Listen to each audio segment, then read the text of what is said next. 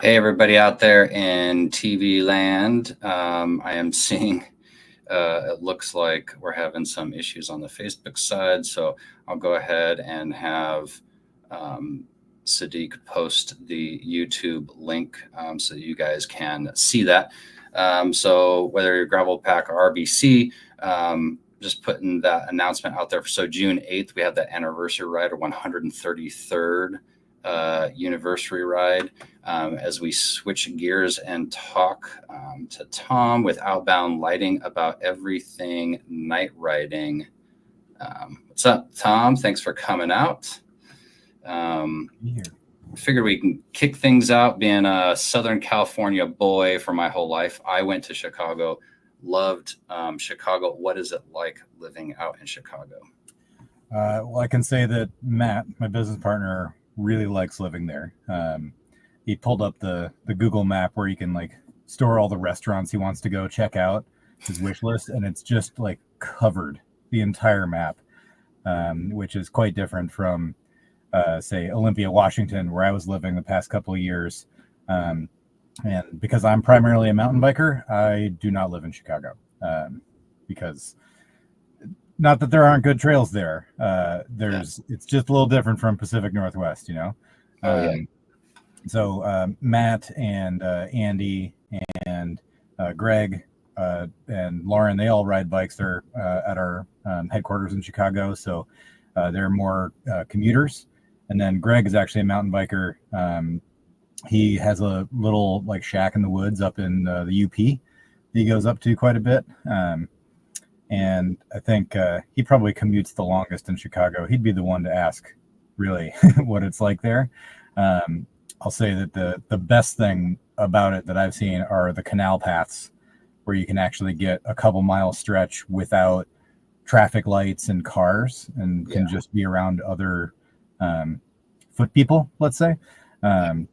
They're really great for getting to and from. I know Matt can get from his condo to the headquarters in less time than it takes him to drive by quite a bit. Yeah, I mean, I've been to LA. In Chicago, when I was there, was more dense. There was more traffic in Chicago than I had even experienced in LA, which was crazy. So you're in Washington. That's why it's so green outside.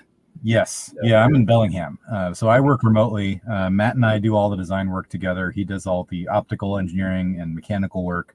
I help a little bit with that, but I'm primarily just electrical, firmware, electrical design. And then because I'm kind of the industry guy within the company, you know, Matt is more the introverted wizard behind the curtain guy. I am very active participant in the bike community. So I deal with most of our media and events, all of our product testing out in the field, rider feedback, and then also manage our customer service. So we have one other employee in Olympia as well that's helping with customer service now full time.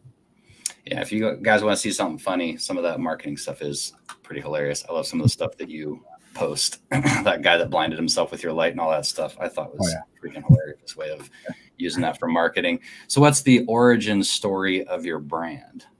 Yeah, so Matt is the founder of the company. He is an automotive. He's a rally guy. He races rally cars.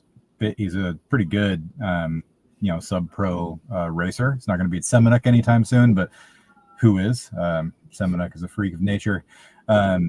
Matt would mountain bike occasionally. Had some friends that would mountain bike and would take him out on rides. And he got pulled out on a night ride at some point, and his buddy's like, "Here's top of the line, best of the industry. This costs like $550. Here you go, check it out." And he was doing optical design for Dow Dynamics, off-road lighting company. And he looked at that and was like, "Really? They're charging how much for this?" Basically, he looks at it from an optical standpoint of like, okay, this is literally a catalog reflector for a flashlight, not even for the LED they're using. And it just makes this big yellow spot and big blue spill, and then nothing outside of that. It's not optimized at all for the use case. Automotive, a little different, where you have very strict DOT regulations on, horizontal cutoff for your beam, and that, taking that perspective and then looking at bike lights It's like, whoa, there is no regulation, but also no innovation. There's nobody trying to actually create custom optics for this. And so he thought maybe I could make my own and do something novel and different. So he um, took the leap and got on the Kickstarter train and started assembling lights in his living room and making it work. Um, and I met up with him about a year after that, year and a half. He stood up the company and still had customers. So there's the Kickstarter curse. It's hard to get over that hump sometimes, but he was doing really well and he was growing. And so I just reached out and kind of said, we should work together. We seem to have. It turns out we had very complementary skill sets, but there's a lot of things that his initial product offering was lacking for the bike industry that I could help with. And he was the only one doing anything remotely novel with optics. I was like, if I'm not going to do this by myself, this is the guy. And honestly, he's probably better at it than me. And turns out he's way better at it than me. And that turned to be a really, really good partnership. So it was the two of us for a while, and now we're up to 6 total employees. That's awesome.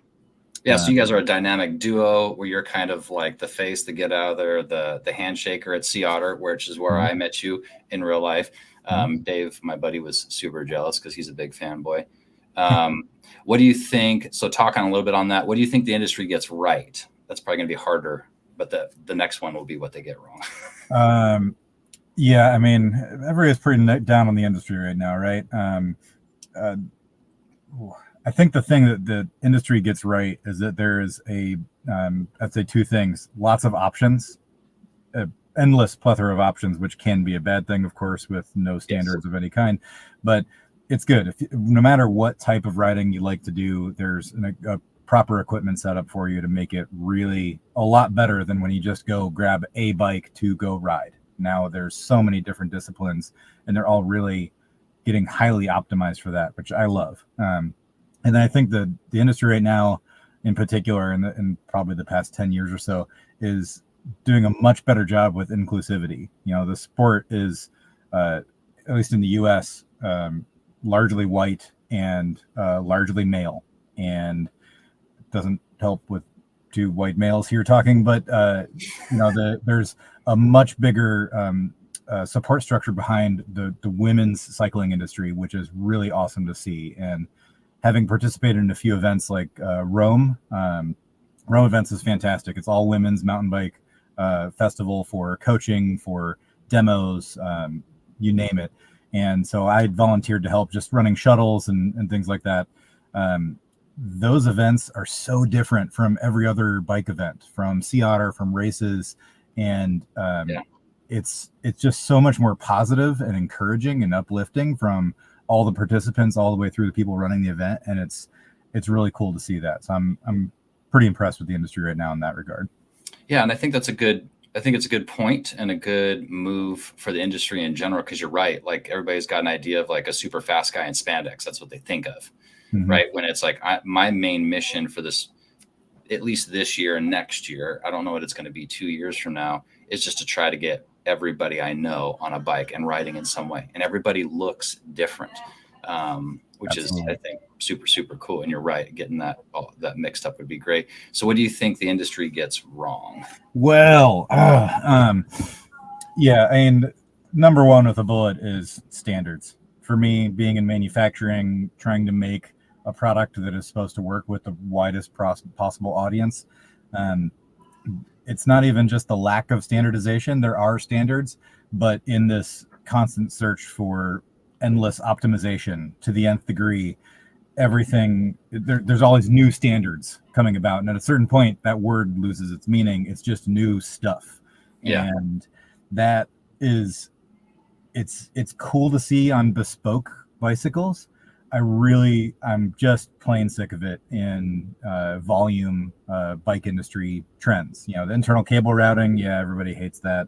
The integrated carbon one-piece bar stem combos in particular for me are quite troubling, because they're all unique. They're all bespoke, but now they're being done in volume. So instead of having a standard clamp diameter, okay, well, there's 2 now, 31.8 and 35. Fine. That's still a standard that is everywhere. Yeah.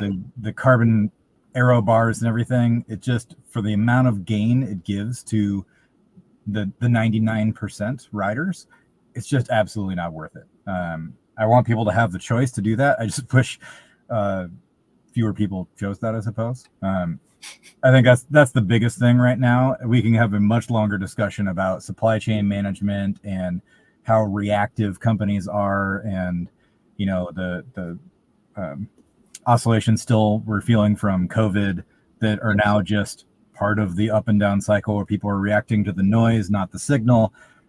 But I feel like that's a whole podcast in and of itself. Ooh, yeah, that'd be actually a good line too. Reacting to the noise, not the signal. So what are some things we don't know about night riding? So for those of you guys watching, like I ride almost exclusively at night. I just got back from a really fun trip that makes, the gravel bike stuff kind of shine, where we were doing road, dirt, into like 3 or 4, I want to say 4 cities. And my buddy was riding a detour so that he knew, it was cut and it wasn't, shining a motorist in LA in the face. What are some things that we can learn about night riding? Again, super broad topic. One of the things I like to talk about in particular, because we get a lot of, lots of people are nervous about night riding because it's darker than during the daytime. And that's often either because of the unknown or because they've used lights that are not very good. It's kind of like riding a $300 Walmart bike at Whistler Bike Park and then saying, yeah, I really don't like mountain biking. It's scary. It's like, yeah. Because duh.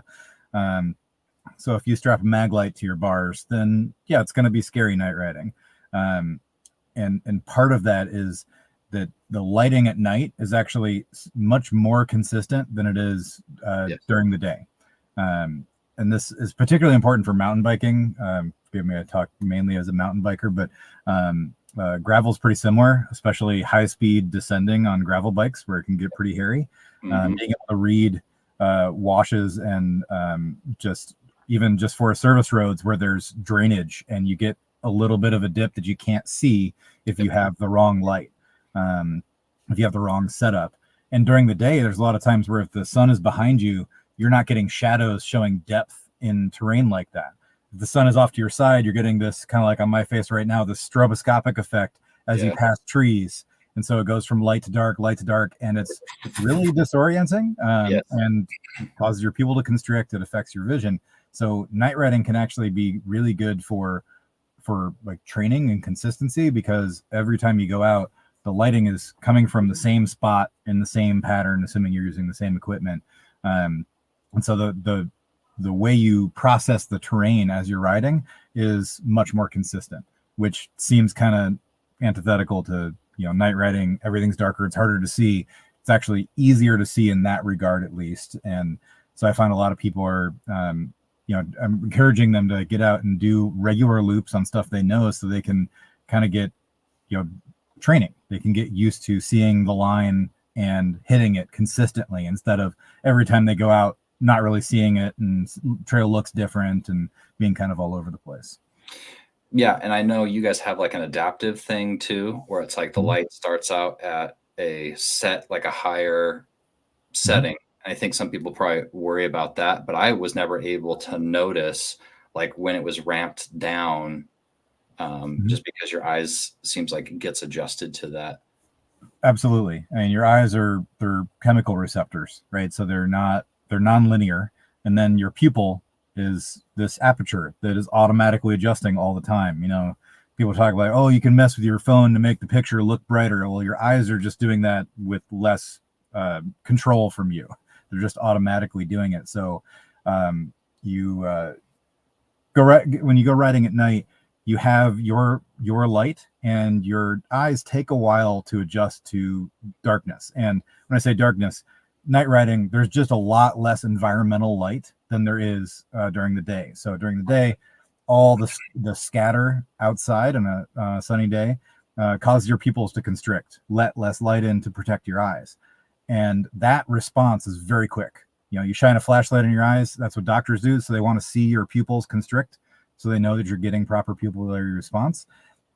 it is the opposite for night riding. Dark adaptation takes a while, and that's where our adaptive mode naming scheme came from. Is it's dark adaptation is another way to talk about night vision, for lack of a better term, where it takes a while for your pupils to dilate, to get bigger, to let more light in. And that's where, like, oh, I leave the lights off for a while, I use just little red lights, so I don't ruin my night vision.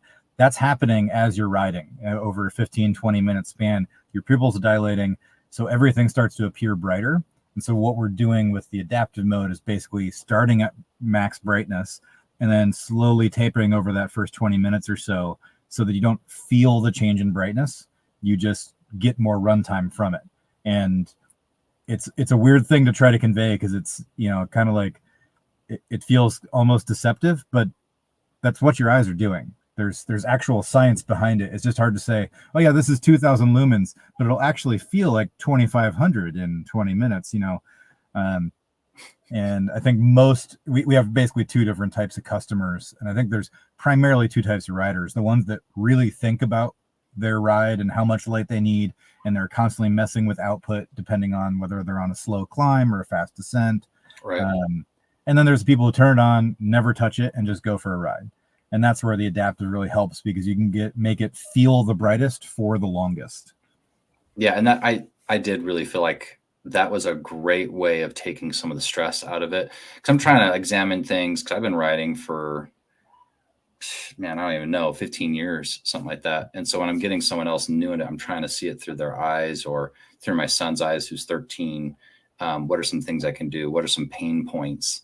And I feel like that's a pretty good one. And like, even with my club, one of the questions, like, why do you think most people run more than one headlight? And that may be some of those things that you touched on there. Yeah, and so when you're saying more than one headlight, you're talking about multiple lights on the bike, Almost, not just yeah. one light, and like bar plus helmet, but like 4 lights. Yes, like 2 or 3. Like, I can name, like, I know off the top of my head a whole bunch of people, whether it's road, mount, that do multiple lights on the handlebars, not the helmets, but on the handlebars where. Yeah. So and obviously I can't speak for everybody. I think there's multiple reasons to do this. Some good and some really not good. The first and most obvious is that you have 2 lights because one light by itself isn't enough, either because it's not bright enough or because the beam pattern is so narrow that you can't see anything outside of that little spot. And so what I've seen most, and I see this on mountain bikes too, where people get 2 smaller lights and they kind of angle them outwards, so they cover a wider section of terrain, which is, one of the reasons we exist, where we're optimizing lights for the specific use case and application. And we make our handlebar lights wider beam because we want to cover the entire field of view that makes sense when your bars might move back and forth. You don't want to lose either the lane you're in on the road or the single track out in the woods. So I think that's one reason.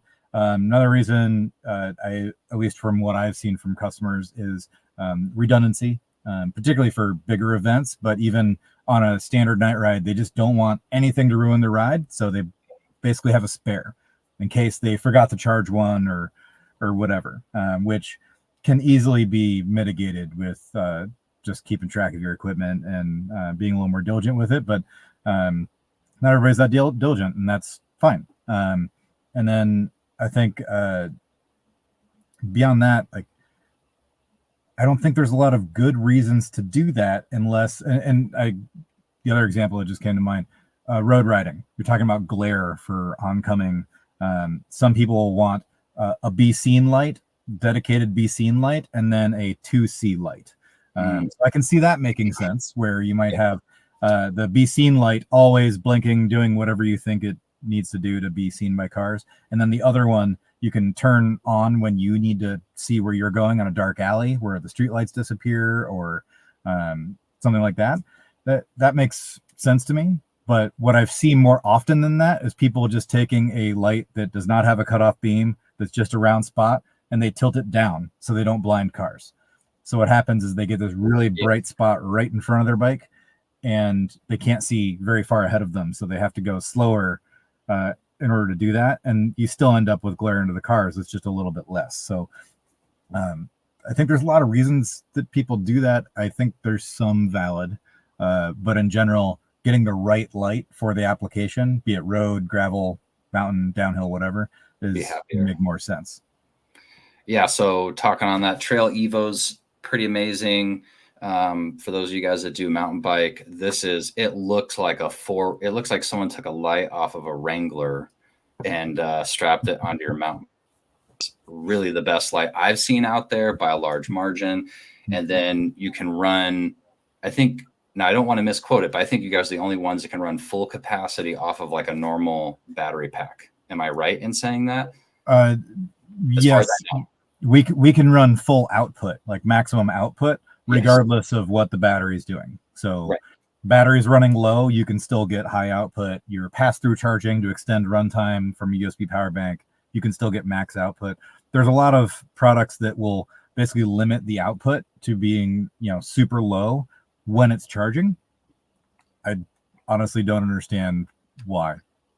So we just don't force that to happen. We didn't go out of our way to make it more difficult to use. So we wanted to give people the option. And I guess that, to your question about, what was like making this light, what we found is that people do not like external battery packs. They want to avoid them if at all possible.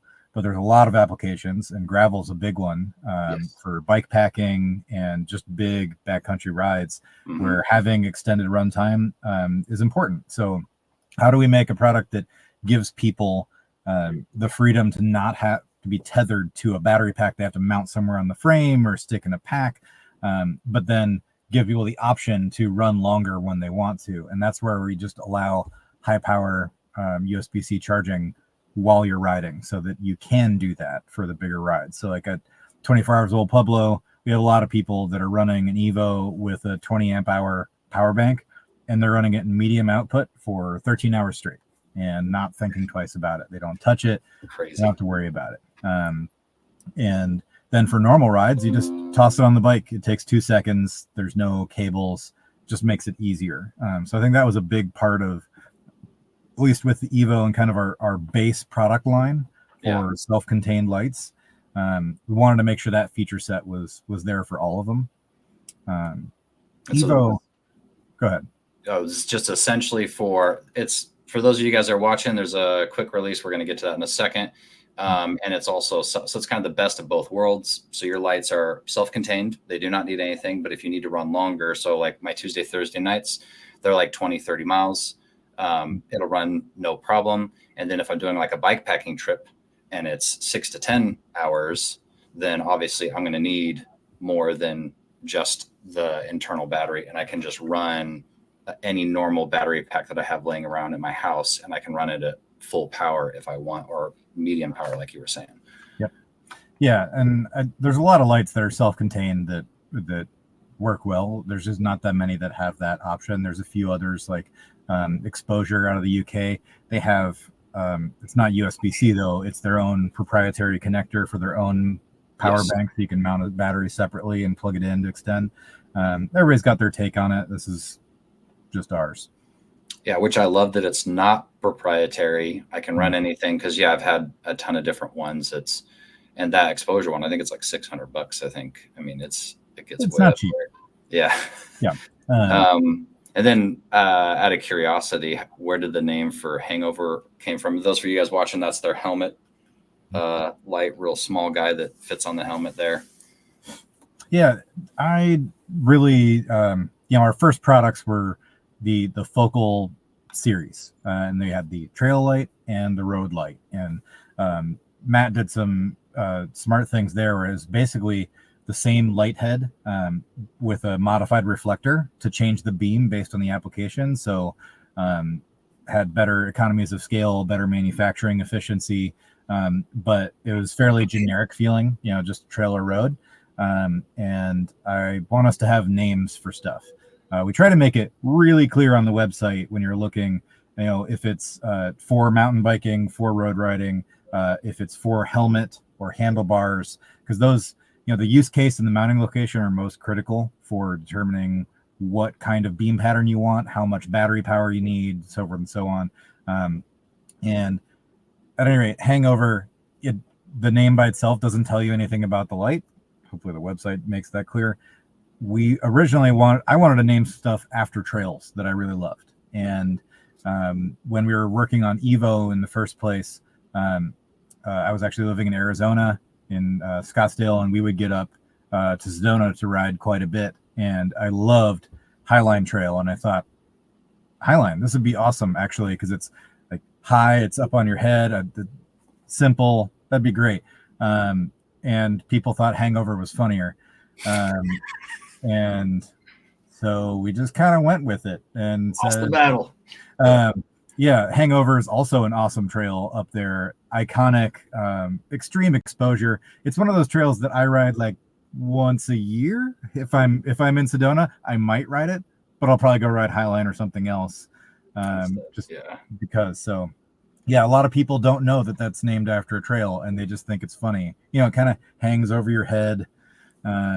It's called a lot of different things though. Yep. And this one's kind of fun. Red Bull gives you wings, but needs your lights to see them. I loved the picture. I thought that this was really fun that they put that comment on your website. For those of you guys out there watching, I couldn't find it, but there's the last eclipse that came out, and they used Outbound lighting to light up the logos under the wings, so that you could look up. There's the eclipse and then Red Bull flying over. I thought that was really rad. How did that come? Did you guys know someone from Red Bull? How did that come about? Yeah, so this will be a bit of a walk, but I'll try to keep it brief. The way that Red Bull found us in the first place was not with that shoot. It was with a shoot a year and a half ago. There you go. Good job, Sadiq. Very nice. Yeah. We'll talk about how completely absurd it is to get that shot, like the technical difficulty of taking that photograph, all the setup and everything. And dude, it blew my mind. Like, I knew looking at that like blew my mind, and I was like, I have to talk about it. Okay, well, we'll talk about this right now since it's up. So the idea is the eclipse is going to be in totality for 4 minutes and 27 seconds. They want a shot of their plane silhouetted against the eclipse in totality with the logos lit up. And so that means, just from a execution standpoint, they have to have their photographer on the ground, 10,000 feet away, pointing up at the eclipse, and the planes have to fly perfectly between the photographer and the eclipse. So there's multiple people on the ground relaying up to the pilots, little left, little right. And then they get one pass where they might get a couple shots. And then, seconds later, they're like, all right, swing back around, and they got to go swing back around, get in their shot. So over that 4 minutes, they've only got really a couple of chances to actually get the photograph, and the odds of lining everything up are completely nuts. Crazy. So they originally director for a Red Bull F1 video had reached out to us because he was shooting a video for the Vegas race that was going to happen this past year. Yeah. And they were going to do a shoot on the strip at night, and they wanted to have their pit crew with, kind of alien looking helmet lights, everything looking futuristic. And they just found us and thought that our lights looked the coolest of what was available for something they could helmet mount and not have to have cables and stuff. So they just reached out to us and said, hey, do you guys have like 30 of these that you could send us, I don't know, like in the next 48 hours for us to do this shoot? By the way, you can't tell anybody for the next 10 months. Like, sure, why not? And that was at a time, just happened to be time of year a couple years ago where we were like out of stock of our helmet lights. I had 12 demo lights and various stages of like warranty parts I cobbled back together to get 12 functioning lights at my house. And then we had 8 new ones from headquarters. So we shipped them overnight and got them 20 at least so they could do the shoot. And that got us started, I guess. One of the guys, so the original plan was for one of the pit crew was actually going to parachute in and land on the Vegas Strip and then, work on the car. So the pit crew is actually Red Bull skydivers. Right. And so they axed that plan because the wind got crazy and safety and all that. But one of the skydivers just kept one of the lights because he thought it was cool, and he started using it for his night skydives, where he would put it on his helmet shining up to light up his parachute, because you have to have a parachute light for night skydives in a lot of jurisdictions. So, and it's better than the flashlights he had strapped to his chest. So he was involved in that eclipse shoot and had our light, and their lights that they were going to use were so big and cumbersome that the FAA said, no, you cannot mount these to the exterior of the plane. These cannot go on the landing gear. You need something smaller. And they're pretty much okay with them mounting GoPros on everything. Yeah. So something GoPro sized is acceptable. And so Luke just reached out to me, the guy who left the review, and asked us, like, hey, do you guys think you could help us with some lighting for this? And we had a quick call that day, went back and forth for like an hour and a half on what's needed to make sure that the light fall off is consistent. So lighting from both sides, so it's very evenly illuminated, making sure it's matte finish so it actually reflects back down to the surface. And he actually flew his plane from Shelton, Washington, out to the Bellingham airport, picked up a bunch of lights from me that I had modified the next day, and flew them immediately out to Texas to do that shoot. That was a long story, but that was so much fun. Dude, yeah. And typical Red Bull, like 24 hours, let's go, make it happen. It's like Mission Impossible. You get the "You're the Man" sticker afterwards, dude. I loved that those two shoots. I freaking loved them. I was like, I don't know how this happened, but if I get them on a show, I'm gonna ask. So thanks for sharing with that. So tell us a little bit about the Detour. I know it's unique in the LED placement. I've never seen lights that place like that. What are some kind of cool things about the Detour? Yeah, and I think this kind of brings into a bigger discussion about commuting and road riding, what's really needed and what's ideal for lighting, versus what the market has persisted for decades. Europe is kind of the California of, they're all kind of like California. Germany is the California of Europe for regulating bike lighting. They are very strict. You have to have a certificate for your bike lights that says STVZO certified. And they have to maintain strict beam pattern regulations where you have a horizontal cutoff, and they actually have a vertical cutoff. Basically, so you're illuminating one road lane directly in front of you. And so what a lot of companies will do is what we're doing here, where we have the LEDs actually pointing straight down into these snow shovel style reflectors. Yes. The idea there is that we can get really sharp optical control that way. If we just have a LED pointing straight out into an optic, we can get the cutoff, but in order to do that, we have to have a much larger optic to get the control we want. Yeah. And with the reflectors, it's just a nice clean way to do that. So we have kind of a flood spill optic on one side, on the right in this image, and then on the left is the narrow beam for punch down the road. And so we're basically balancing those so that the total beam, you don't see two different swaths of light. You just see even illumination from down the road up to right in front of you. And I think that's the more important point for road riding in particular, in terms of what you want for lighting. First, to avoid glare. Doesn't matter what brand it is. If you can get a light that has a cutoff, like your car's low beam headlights, you're not going to blind the hell out of everybody coming at you. That includes people walking out on sidewalks, that's other bikers, that's everybody. And that's really nice. People are much happier with you. Turns out it's safer. I know that some people will disagree. Oh, if I blind somebody, I know they can see me. It's like they can see a blinding white light. They can't see what it is, where it is, how far away it is. They can't see the rest of their surroundings. We are staunch advocates of the idea that not blinding somebody is significantly safer than blinding the hell out of them. Absolutely. So having a cutoff first and foremost is important. We found even in a lot of European lights where they have an entire market segment dedicated to this, and decades of refinement, the beam patterns are still very they're very splotchy. They have a lot of artifacts. They're not very even. They're really good at giving you the cutoff and the spot down the road, but not a lot of peripheral coverage. And because we don't have the strict STVZO guidelines here in the US, we're just trying to get people to use something that we think makes more sense. We can have a much broader flood so that you still have the punch down the road for high speed riding, but then all of your peripheral like right in front of your wheel. You don't have a dark spot so that if a pothole's coming up, you can see it until it's all the way past your wheel. Instead of having to like have a helmet light and look down to make sure you don't, dent your rim on a hole in the road. Oh yeah, interesting customer image. Yeah, so you can see even below the handlebars there, it's still nice and bright. Off to the side, you can see the fence off to the side, not just in the one lane in front of you. And that's going to be more like what you'd see during the daytime, where you have some peripheral coverage.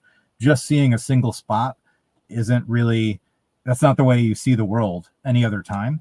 So trying to process that, it's kind of like, looking through like eclipse glasses or something where you have this tiny hole to look through.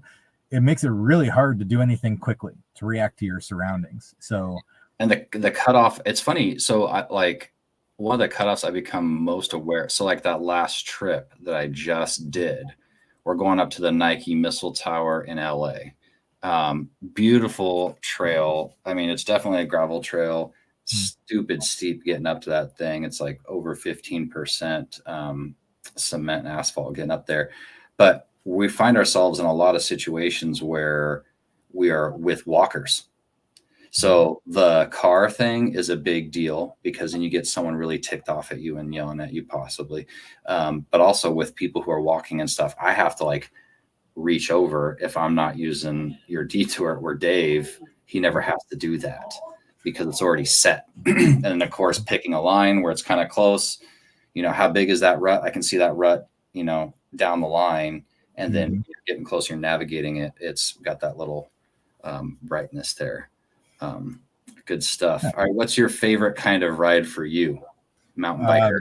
I am a mountain biker. So if I'm, I guess it's sacrilegious to say it here on a gravel podcast, but if I'm riding gravel, it's usually to get to a trail, and it is usually steeper, loamier, rockier, rootier, rougher trails. I don't necessarily like racing. I get too stressed out. I'm not good enough, and I don't have the like mindset for it, so I just get nervous and screw up.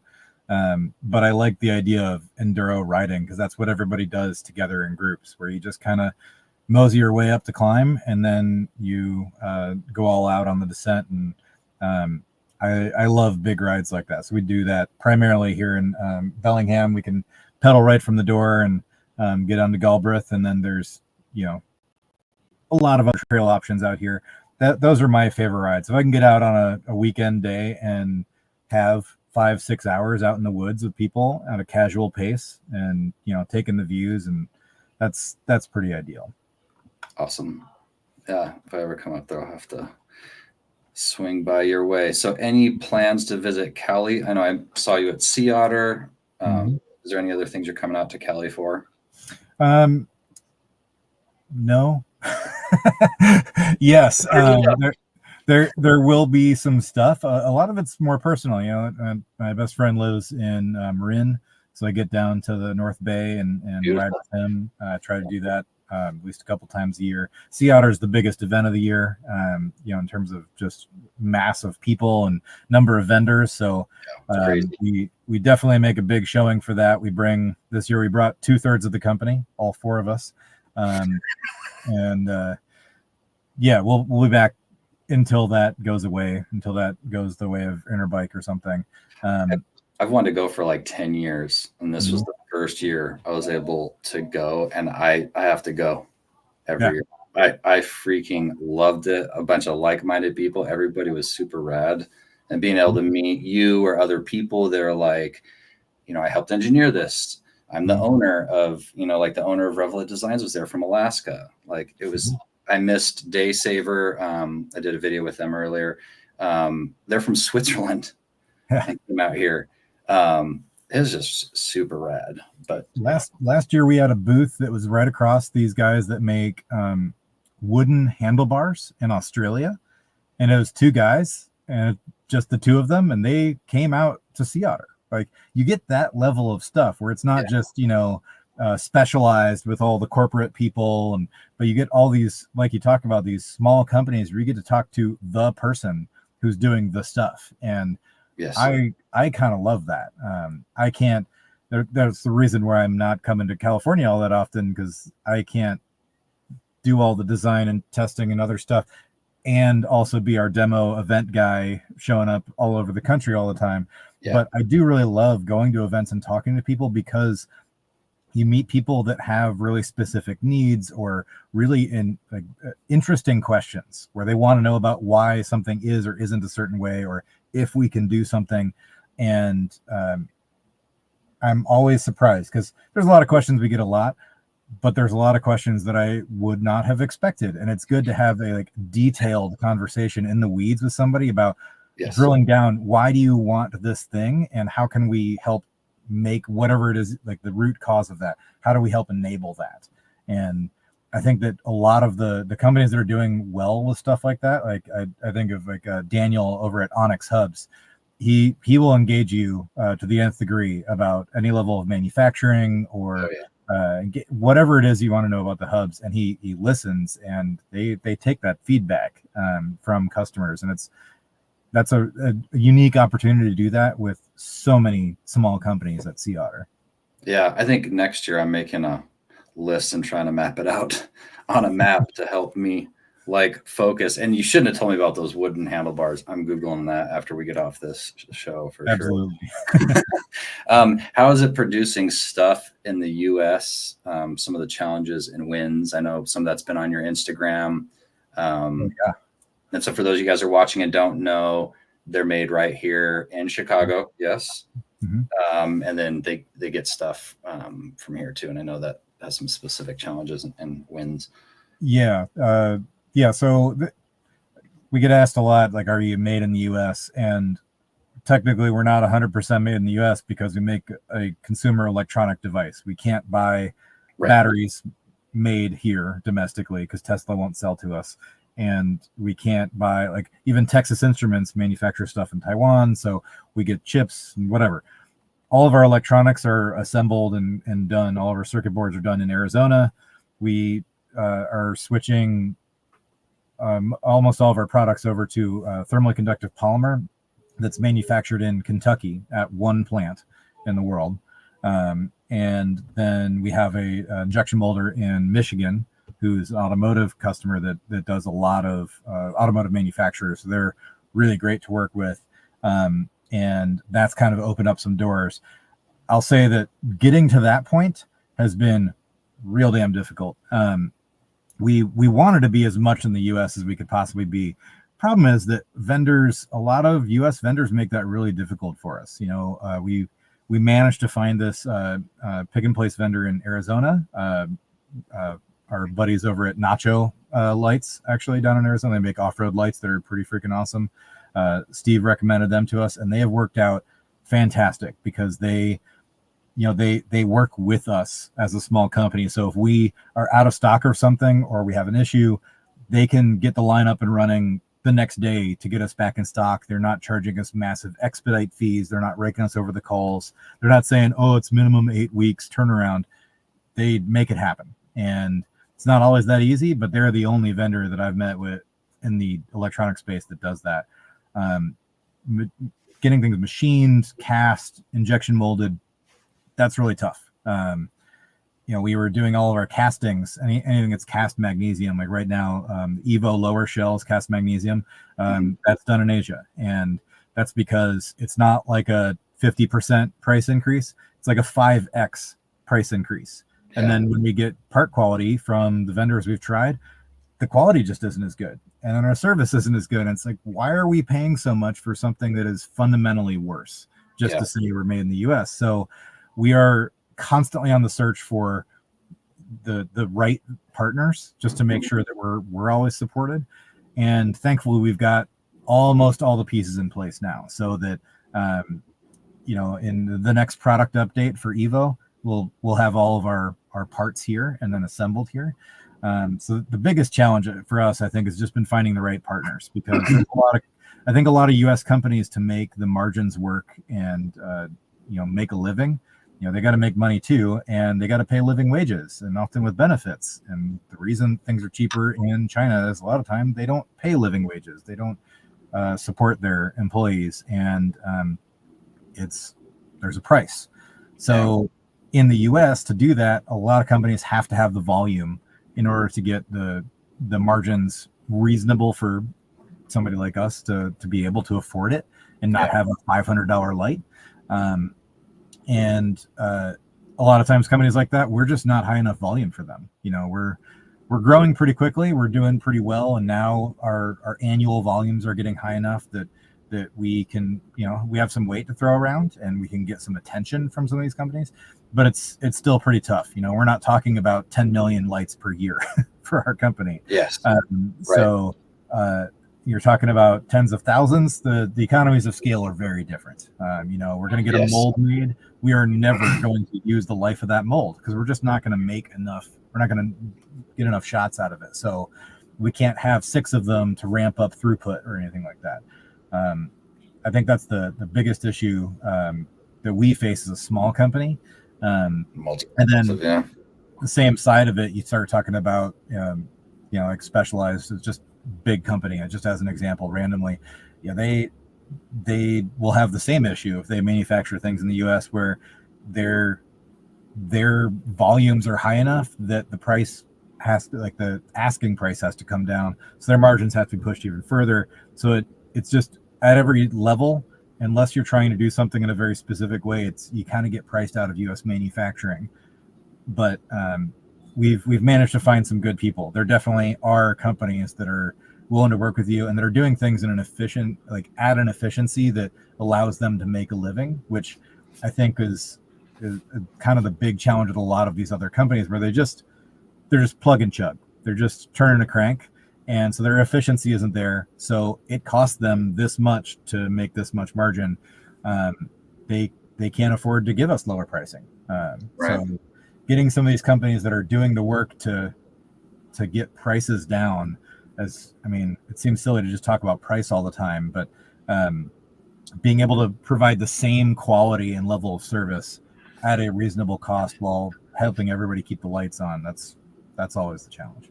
Oh, absolutely. Margins are everything, right? From restaurant to a fancy light manufacturer. I'll say that the biggest benefit for us in particular was made very clear during COVID, where we don't have, a drop shipper sending us complete lights in a shipping container, getting stuck in the Suez Canal and, or offshoring for 6 months, where we were able to actually grow a good bit even when we were facing a lot of supply chain issues. We're getting gouged on parts because, we're buying 5,000 of them instead of 5 million. GM is always going to get preference over us. So during COVID, we were able to be a lot more adaptive and reactive because we were building stuff in-house. If we couldn't get this one part, it didn't mean the entire product is still sitting over in a factory in Asia stuck. Yeah. We can't do anything about it. Now it's like, all right, we can't get this one part. Let's change this and go get this part we can get in stock and plug it in and make it work. So, and qualify it, make sure it actually meets requirements. And so we were able to stay in stock. It was not easy, but we were able to stay in stock a lot better than if we weren't manufacturing the majority of our stuff in the US. Because you'd be just waiting. Yeah. That's really, really cool. So any future plans you can share? Yes. We tend to be pretty transparent as a company. People ask us, we don't necessarily show our entire playbook on our website to all of our competitors all the time, but somebody asks us, we're happy to talk in pretty good detail. We're trying to expand our product portfolio in the areas that we have holes, but then also areas where we think things aren't being done well enough right now. Taillight is, portal light and tail lights. Those are the two biggest ones on our roadmap. We're working on e-bike lights as well. Focus on mountain biking first because there's a massive hole in the market. There's a lot of commuter e-bike lights, but there are no trail optimized e-bike lights in the market. So we're just going to go ahead and make that happen. Don't worry about that. That's in the background. If you want to talk about standards, that's a whole nother thing. Portal, is kind of filling a gap in our product line between Evo and Hangover. It's a little more versatile for a lot of customers that wanted a light that wasn't just highly optimized to be handlebar light. Like Evo is not a very good helmet light. The beam is really wide. It's a lot heavier because it's higher power, because it's covering a larger area with the beam, so it needs more battery for it. It's not a good helmet light. Portal is kind of slotting in between, where we're modifying the beam pattern to be a little bit of both, and be a little more flexible with the mounting solutions, small and light enough that it can be helmet mounted, but powerful enough with the USB pass-through charging that you can get high output on the bars and still have the breadth you need for trail riding, and be able to supplement runtime and all that. And I think it'll actually be kind of an ideal solution for a lot of gravel riders. There's a lot of gravel riding in particular that is, if it's gravel right in the middle between road and mountain bike, Detour is not really optimized for that. Evo is not really optimized either. Portal is giving us a little bit narrower beam than Evo, so gravel bikes tend to hit higher speeds than mountain bikes, so a little narrower beam makes sense, but it still has the spread, unlike Hangover, which is a little more narrower vertically. Portal will still give you the spread, more punch down the trail in a smaller, lighter weight package, and the mount interface we're making swappable between our quick release mount, so it's easy to just slap on and off the bars with mount tools in 2 seconds, and then a GoPro mount for the helmet, so you don't have to have like an adapter on an adapter on an adapter to get whatever mounting solution to work. So Portal has been, honestly, it should have been out in November of last year. Here we are, but that's also why we haven't started taking sales. We don't like taking people's money unless we know we can deliver exactly what we're saying we're delivering.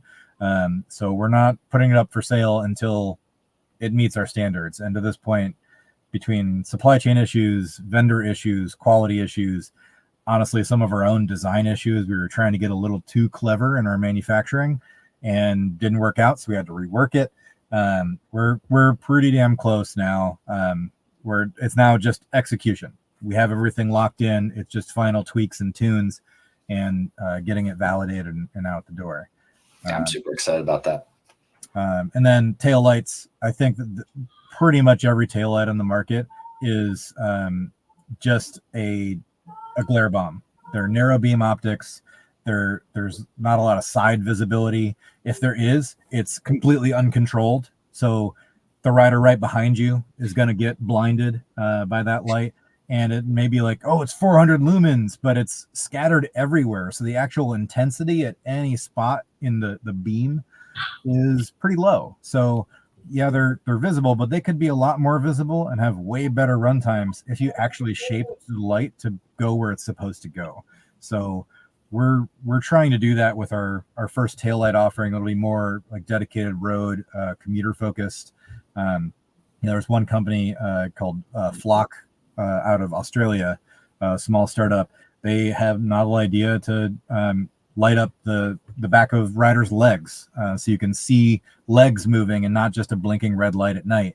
There's other companies, this is an idea that's been around for a long time. There's other companies that have done it, but there's no companies that's done it really well. So we're going to incorporate that kind of optic into our design as well. We had been doing that for a while, but Flock is the first one to actually bring something to market that does that and does it well. So shout out to them. I think that's a really important part of the discussion around optics for tail lights, where if your beam pattern for your front facing light is splotchy and weirdly shaped, you see it. It's what you're using to see. So you notice it and it bothers you. Pretty much every tail light on the market is splotchy and weirdly shaped, and it's a terrible beam, but you just don't notice it. And so nobody cares so long as they feel like they're being seen. We're trying to actually make people be seen better through optical engineering. And that's where Matt's been very hard at work to make something that looks really different, but is also much more efficient, so we can have massive run times and blah, blah, blah. We can have a very long discussion about the details there, but I think that's kind of where we're looking at how to advance rear lighting. I love it. So I think with The detour, I think for me, Portal kind of slots. So I've tried the detour, I've done the Evo trail, and for me, I feel like I am that guy that's always right in between. Where okay, detour is really good on the road, but as soon as you start really picking up a lot of speed and you're doing a fire road at Mhm. 30 plus, like it, if you want a little bit more, so that's why I think Portal's going to work for me. But I think for most of our roadies, I think that detour is really, really nice, and being able to have a battery pack that can charge your phone, or run the beam at full power the whole time, quick release it, pop it off and charge it, is just super rad. And then I saw your tail light at Sea Otter. So at least the prototype or whatever. And I thought that was really cool too. And I love that you're taking a novel approach. You're a small company that's agile. And it's been super cool being able to talk to you. And if you guys haven't noticed, like, go to their website, you'll learn stuff. There's not a whole lot of products where I can say, oh, I went to this website and I learned stuff. Even DJ Sadiq in the background here, I was like, dude, you'll learn a lot just from going to their website and checking out them explaining their products. So I loved it. And I love that you're an engineer. You can get into it pretty quick. And that was great. So it looks like DJ is going to.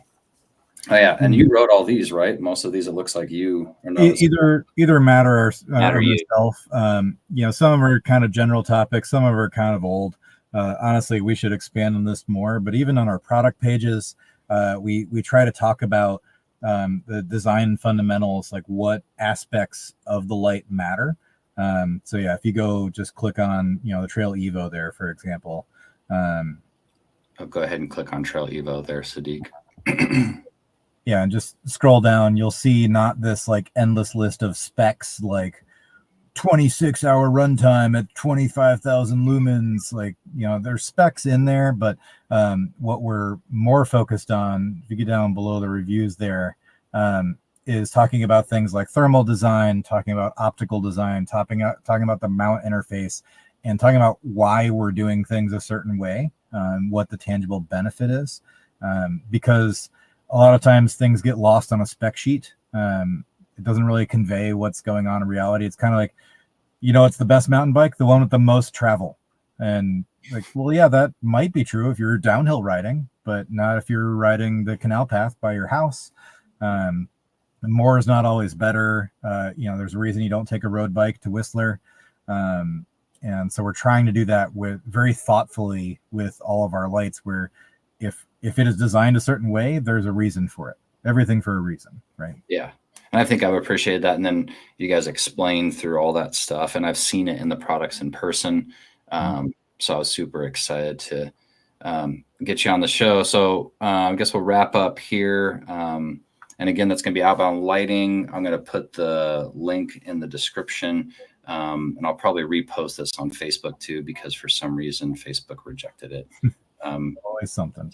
It's always something. So until next time, when in doubt, pedal it out.